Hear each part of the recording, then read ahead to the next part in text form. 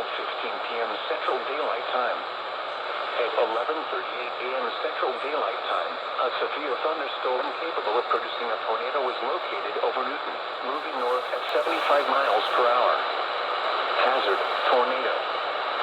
Source, radar indicated rotation. Impact, flying debris will be dangerous to those caught without shelter. Mobile homes will be damaged or destroyed. Damage to roofs, windows, and vehicles will occur. Tree damage is likely. This dangerous storm will be near Stringtown and Burkeville around 11:45 a.m. Central Daylight Time. Other locations impacted by this tornadic thunderstorm include Weirgate.